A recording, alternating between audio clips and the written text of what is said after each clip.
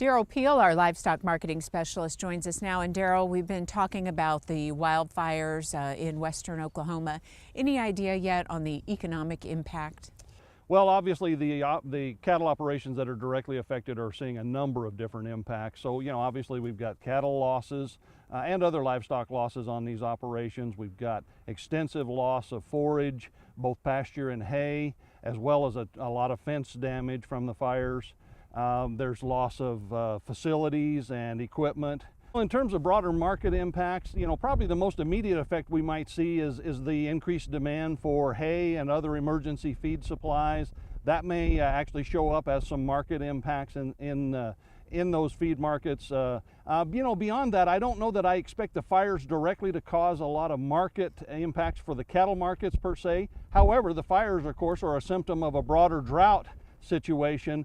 And as we go forward, if that persists and we do see significant liquidation or movement of cattle out of that drought region, then we could begin to see some broader market impacts. Let's kind of switch gears now and just get your assessment overall on how the cattle markets are looking right now. It's been a pretty dynamic spring. The last couple of months, cattle markets have gone through a fairly significant correction, both cash and futures markets.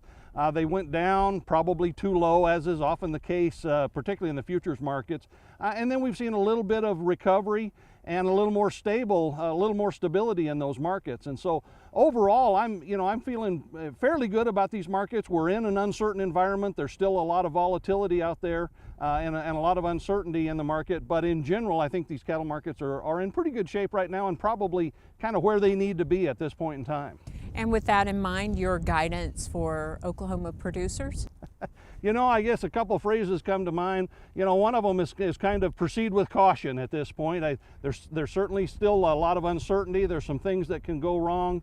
But at the same time, it's kind of a case of so far so good. Beef markets, beef demand looks good. That's a real key as we go forward. We'll certainly continue to watch that. We know what the supply side is doing, and there are going to be some challenges there. But as long as we don't see any major policy changes or other things that affect the broader market environment, then I think we're okay at this point.